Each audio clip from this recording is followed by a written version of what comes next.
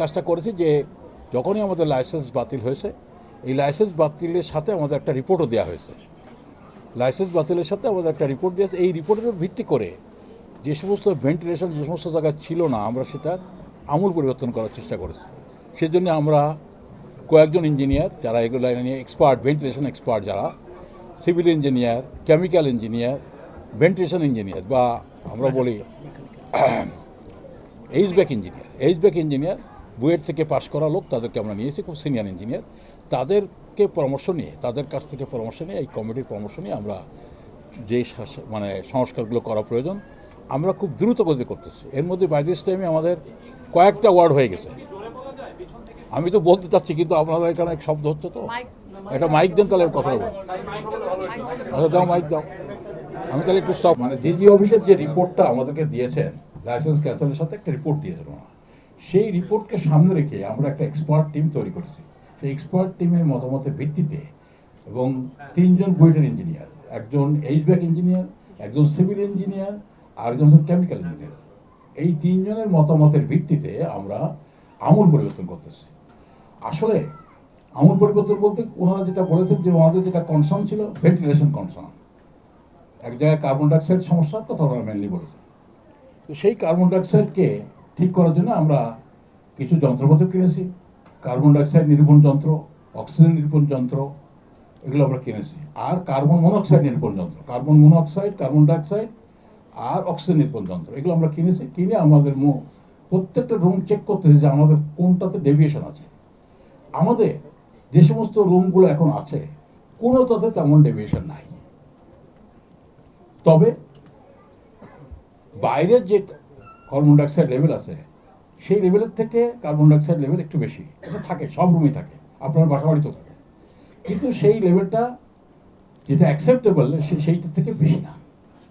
তারপরও আমরা চেষ্টা করতেছি বাইরের অ্যাটমসফিয়ারিক লেভেলে যে কার্বন ডাইঅক্সাইড থাকে সেই লেভেলে আনার চেষ্টা করতেছি, যাতে করে আমাদের কমফোর্টেবল আরও বাড়ে যায়। এখানে যদি কার্বন ডাইঅক্সাইড একটু বেড়ে যায়, এই কারণে আমরা দেখতে তাহলে একটু কমফোর্ট লেভেলটা কমে যায়। যখন কার্বন ডাইঅক্সাইডটা আমরা ওয়াশ আউট করে ফেলবো, তখন কার্বন ডাইঅক্সাইড ওয়াশ আউট করলে কমফোর্ট লেভেলটা বেড়ে যায়।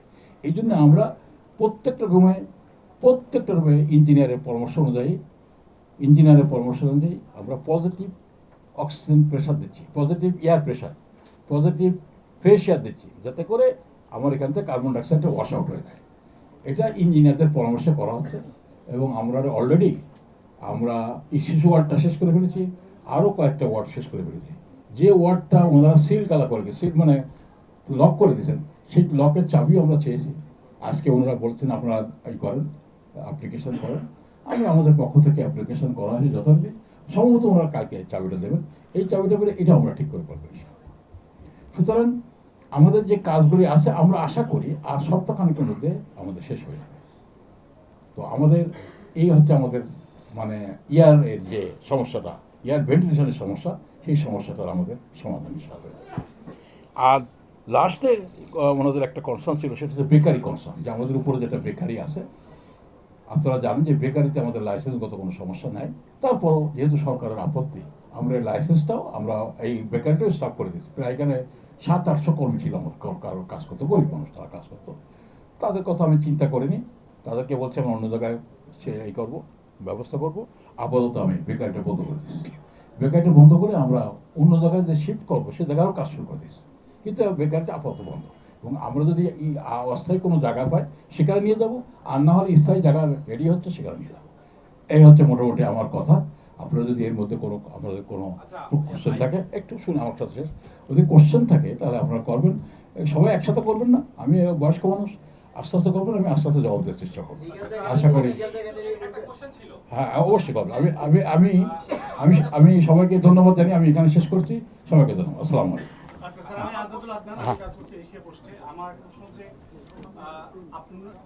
এটা কেন কি বলছেন 30 দিনের ভিতরে যে আপিল করা, হ্যাঁ 30 দিনের মধ্যে যেটা আপিল করার কথা, সেইটা আমাদের আসলে আমরা 30 দিনের মধ্যে যে আপিল করার কথা, আমরা আশা করতেছি আগামীকালকে আমরা একটা আবেদন করব মন্ত্রণালয়ে। মানে আমাদের দরখাস্ত লেখা হয়েছে, আগামীকাল আমরা আবেদন করব। এটা 30 দিনের মধ্যে যেটা করার কথা, ঠিক আছে। এটার উত্তরেই তারপর হচ্ছে মিনিস্ট্রিকে ঘুষ মন্ত্রী, এটাতে আমি এটার ব্যাপারে কোনো মন্তব্য করবো না, এটা মন্ত্রী মহোদয় মন্তব্য করলেই ভালো হয়। গণমাধ্যম কেন গণমাধ্যমকে না বল, গণমাধ্যমকে কেন- কেন কেন, প্রোগ্রেস দিচ্ছে আপনি সরকারকে না জানিয়ে? সরকারকে আমরা জানাবো। আমরা আগেই মনে করছি, যেহেতু আপনাদেরকে ডাকছে, এটা আমরা জানানোটা কত মনে করছি আমাদের পক্ষ না, থেকে। কেন আমাদের কেন এটা মনে হলো? এটা মনে হয় আমাদের এইভাবে জিজ্ঞেস করাটা আমি কষ্ট পেলাম আপনার কথাটাতে। না, এটা কি না, একদম স্যার, ঠিক আছে, আপনি জিজ্ঞেস করে বলেন, আমি কষ্ট পেলাম। না, এটা এটা আমরাও কষ্ট পেলাম আপনার কথায়। সেটা না, আমি তো সরকারকে জানাবোই, কিন্তু এটা তো সরকার এবং আপনাদের হাসপাতালের মধ্যকার না, আমরা সরকারকেও জানাচ্ছি।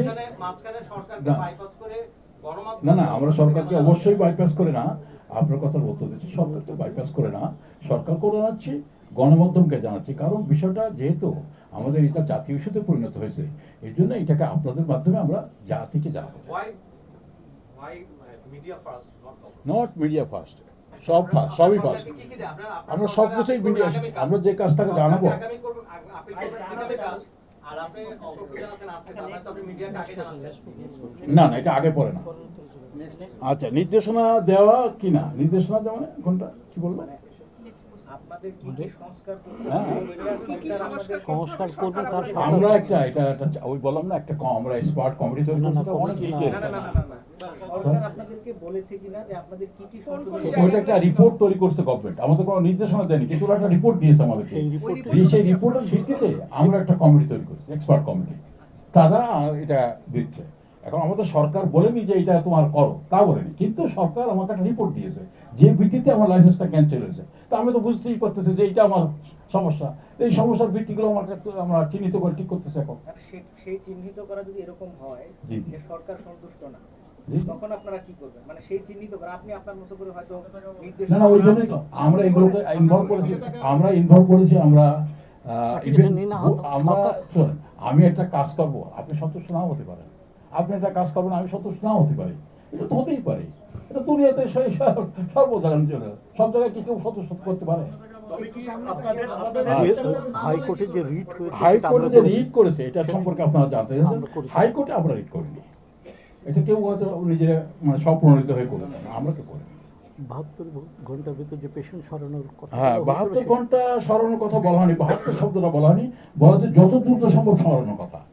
আমরা আসলে পেশেন্টদেরকে বলেছি তোমার দ্রুত এখান থেকে চলে যাও, এবং আমরা নতুন কোনো পেশেন্ট আর ভর্তি করিনি। কিন্তু কিছু পেশেন্ট আছে, ধরুন আমাদের বিশেষ করে এনআইসিউতে কিছু পেশেন্ট আছে যারা একদম আন্ডারওয়েট, তাদেরকে সরাতে গেলে বাচ্চাটা মারা যেতে পারে। এই সংখ্যা থেকে আমরা জোর করে তাদেরকে সরাতে চালাতে চাইনি। তবে আমরা সরকারকে বলেছি, আমরা এটাকে বলেছি মানে বিভিন্ন মাধ্যমে, মানে তাদেরকে সরাসরি বলেছি যে এটা কিভাবে সরানো যায়, তাদেরকে বলতেছি বারে বারে যে বিভিন্ন জায়গায় তারা যোগাযোগ করতেছে এটাকে সরাই নিতে। একটু সাপ্লিমেন্ট করে এই সংখ্যাটা বলি, একটা কতজন সংখ্যাটা আছে? বলি, আমি বলি হুম। টোটাল সংখ্যাটা বলো। 60 জন পেশেন্ট যারা ক্রিটিক্যাল, তার ভিতর আইসিইউতে আছে 5 জন, এনআইসিইউতে আছে 36 জন, শিশু বিভাগে আছে 6 জন, গাইনি বিভাগে আছে 9 জন, এই 60 জন। আচ্ছা, ঠিক আছে। আইসিইউতে আছে 5 জন, আর এনআইসিইউ যেটা বাচ্চাদের আইসিইউ, এনআইসিইউতে আছে 36 জন, আর শিশুতে আছে 6 জন, আর গানিতে আছে 9 জন। আদার্স আছে, এই আদার্স আছে নাকি? হ্যাঁ আদার্স আছে। কেবিন বা সার্জারিতে আছে একজন, এক দুজন আছে, হ্যাঁ, ওটা তো ইম্পর্টেন্ট না। হ্যাঁ, ঠিক আছে।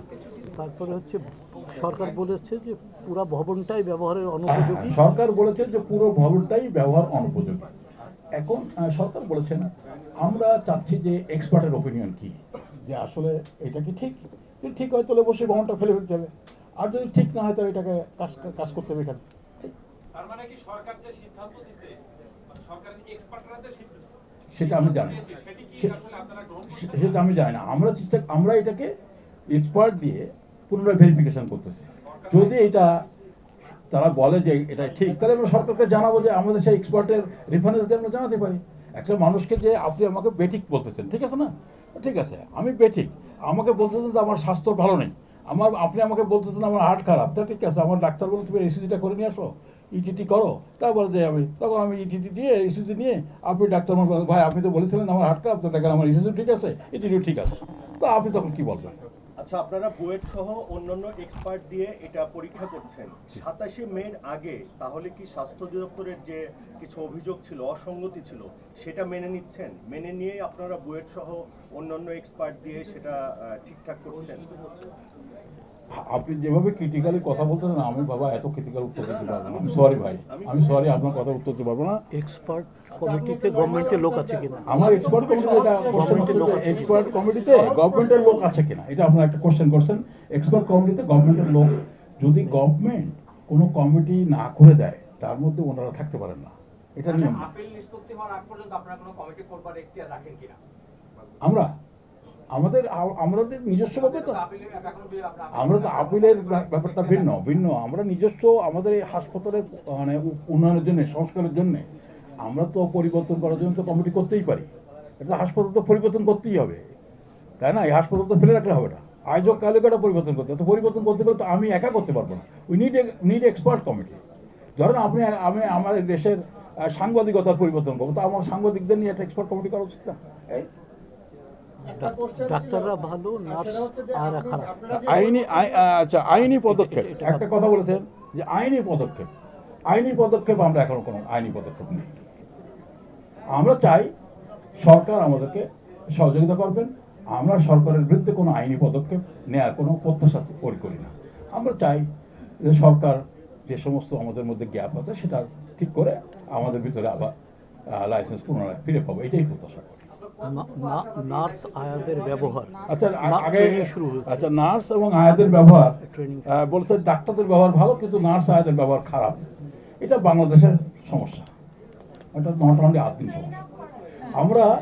আমি বিশেষ করে ব্যক্তিগতভাবে যতদিন ডাক্তার একদম ছোট ডাক্তার ছিলাম তখন থেকে আমি এই জিনিসটা ডেভেলপ করার চেষ্টা করতেছি। ব্যক্তিগতভাবে খুব কাজ করেছি, এবং এই কাজ করে আমি নার্সদের, আমার হাসপাতালে নার্সদের অনেক ডেভেলপ করছিলাম। এখন তো ধরনের হাসপাতাল অনেক বড় হয়ে গেছে, আমার 5টা 8টা হাসপাতাল। এখানে আসলে একদম মানে সব কিছু জাতীয় যে মানে আমাদের ধরেন জাতীয় যে অবস্থাটা, সেটা প্রভাবটা পড়েই। এটা 100% এটাকে তো রিমুভ করা যায় না। এটা সব জায়গায় এই নার্স ইভেন ডাক্তারদের ব্যবহার যে খারাপ না সব জায়গায় ক্ষেত্রে, এটা আমি বলবো না। প্রশিক্ষণের কথাটা বলুন। তবে একটা ভালো কথা বলি, এই লাইসেন্স বাতিল করে একটা ভালো কথা বলি সেটা আপনাদের, যে এখন আমার নার্সদেরকে ট্রেনিং দিচ্ছি, ডাক্তারদের ট্রেনিং দিচ্ছি, এই কাজটা এখন করতেছি। কথা বুঝছেন না? স্যার, আপনারা যে ব্রিফ করলেন যে আপনারা এই কাজগুলো করেছেন, এই কাজগুলো কেন করছেন? সরকার কি কোনো আশ্বাস দিয়েছে আপনারা লাইসেন্স ফিরে পেতে পারেন? সরকার আশ্বাস দিক আর না দিক, হাসপাতাল পরিবর্তনের জন্য এই কাজটা আমাদের করতেই হবে। এটা আমাদের চলমান কাজ। না, আগে মনে হয়নি এটা বলবো না। আমরা এটা কিছু জায়গায় আমরা কাজটা শুরু করেছিলাম। আর এটা যদি আমরা এইভাবে বলি যে আমাদের যে সমস্ত ভেন্টিলেশন যে কথাটা আমরা বলতেছি, সেই ভেন্টিলেশনের যে কারণ আমরা খুঁজতে যেয়ে দেখছি যে আমরা কিন্তু ভেন্টিলেশনের যে কার্বন ডাইঅক্সাইড লেভেল যেটা থাকার কথা, সেই কার্বন ডাইঅক্সাইড লেভেলে এখনও যারা এক্সপার্ট তারাও মনে করেন না, এটা আমার কথা বলছেন, তারা মনে করেন না যে এই কারণে শিশুর মৃত্যু হতে পারে। হ্যাঁ, কি বলেন? আমাদের কাছে কারণ জানা নেই। তদন্ত কমিটি করেছে।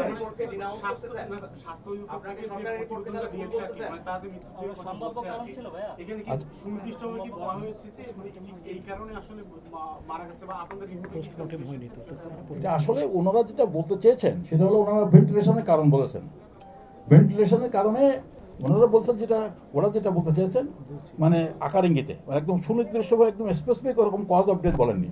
ওনারা আকার ইঙ্গিতে যেটা বোঝাচ্ছেন যে কার্বন ডাইঅক্সাইড লেভেল বেড়ে যাওয়ার কারণে, ভেন্টিলেশনে অফ থাকার কারণে কার্বন ডাইঅক্সাইড লেভেল বেড়ে গেছে, এই কারণে হয়তো বাচ্চাগুলো মারা গেছে, এই হয়তো কারণ।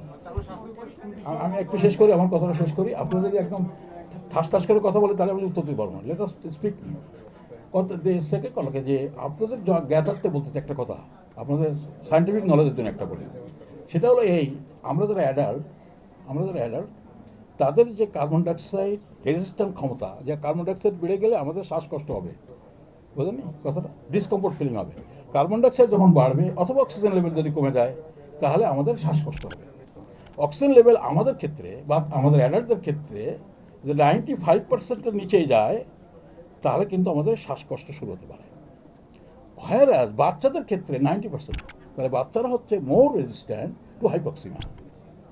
আমি কথা বুঝতে পারছি যে একটা বাচ্চা যতখানি কম অক্সিজেনে সার্ভাইভ করতে পারবে, নিউবর্ন বেবি, আমরা তা পারবো না। একইভাবে কার্বন ডাইঅক্সাইড লেভেলও তাই। কার্বন ডাইঅক্সাইড বেশি লেভেলে যতখানি একটা বাচ্চা সার্ভাইভ করতে পারবে, অ্যাডাল্ট পারবে না। এই জন্য এগুলো ডিফিকাল্ট টু এক্সপ্লেইন। এ হচ্ছে সায়েন্টিফিক কথা। এখন we don't know the reason, but বাচ্চাগুলো মারা গেছে, এটা খুব দুঃখজনক এবং বেদনাদায়ক জাতির জন্যে, আমার জন্য, আমার হাসপাতালের জন্য। বলেন এবার আর মনে হ্যাঁ বল। ভাই একটা স্যার একটা কোশ্চেন যে আমরা আজকে প্রেস কনফারেন্সটা কেন করেছেন, আমরা এটাই আসলে বুঝতে পারছি। এই যে একটা আপডেট দিলাম আপনাকে, আপনি আপডেট দিয়েছেন, হ্যাঁ। আপনি খরচ করছেন হসপিটালের পেছনে, যেটা বন্ধ একটা হসপিটাল, যেটা লাইসেন্স নাই। সরকার কি কোনো আপনাদের আশ্বাস দিয়েছে যে এগুলো করলে আপনারা হসপিটাল চালু করবেন? না আমাদের কাছে কোনো আশ্বাস নেই। তাহলে না আমাদের কোনো আশ্বাস কেন নেই। করছেন, প্রেস কনফারেন্সটা কেন করছেন হ্যাঁ আল্লাহ রে, আর প্রেস কনফারেন্স আপনাদের একটু আপডেট করলাম। আমরা তো আপনার কাছে আপডেট করে আবেদন করে আপনারা তো চাননি, আপনারা চাননি। প্রতিদিন সাংবাদিক এসে ঘোরাঘুরি করে না শোনেন, এখানে আপনাদের বহু সাংবাদিক আমাদেরকে বলেছে, ব্যক্তিগতভাবে আমাকে বলেছে বিভিন্নভাবে, যে আপনারা একটু কথা বলেন না, কথাটা বলেন। আপনাদের সাথে কথা বললেও দোষ, আমাদের সাথে কথা বললেও দোষ, ডাকলেও দোষ, না ডাকলেও দোষ। বন্ধ করলেন। আর ঠিক আছে, আমি সরি, আপনাদের ডাকাটা আমার ভুল হয়েছে, তাই আমি সরি বললাম।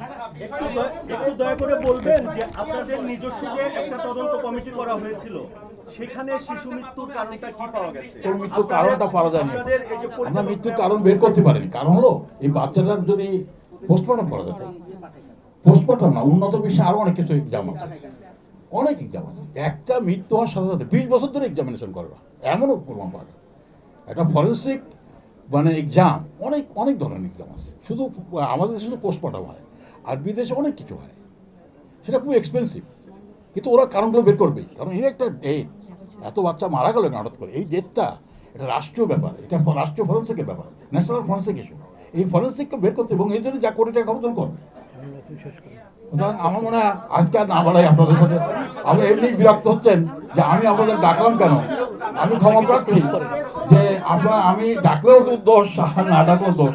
তো যাও, আপনাদেরকে যদি কষ্ট দিয়ে থাকি, সরি আমি ফর দিস।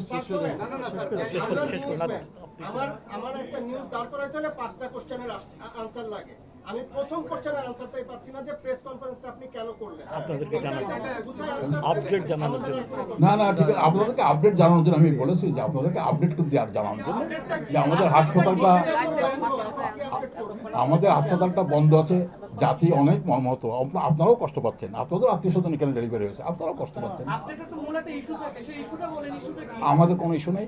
আমি একটু বলি যে বল। আপনাদের বিরুদ্ধে তো কিন্তু মন্ত্রী সরাসরি অভিযোগ করেছেন যে আপনারা কোটি কোটি টাকা নিয়ে তার পেছনে ঘুরেছেন। আমি আমার মনে হয় আমি এই উত্তর দিতে চাই না। মন্ত্রী সাহেবের কাছে জিজ্ঞেস করেন যে এই প্রুফটা ওনাকে দেখান। সাহেব তো বলে দিয়েছেন, এখন আপনাদের আমি এই কোনো উত্তর দেবো দিতে না। হবে মন্ত্রীকে প্রুফ করতে হবে। মন্ত্রী তো উত্তর দিয়ে দিয়েছেন। কত একটা লোক, আপনি আমার বিরুদ্ধে 10টা কথা বলতেই পারেন, বলতে পারেন। আপনি 10টা কথা আমাকে বিরুদ্ধে বলতে পারেন। আপনাকে এখানে ডাকছি, ওখানে আপনার রুমে দেখে নিয়ে গেলাম, আপনি কথা বলতেছেন আমার সাথে নাকি 100 জন কথা বলতেন? আপনি যখন কথা বলেন আমাকে বলেন ভাই, বা আপনাকে ডাকলাম ভাই আমার রুমে একটু আসেন, কথা আপনাকে ডাকলাম, আপনি বাইরে এসে বলেন মহিউদ্দিন সাহেব ওর 1 লাখ টাকা দিচ্ছে আছে।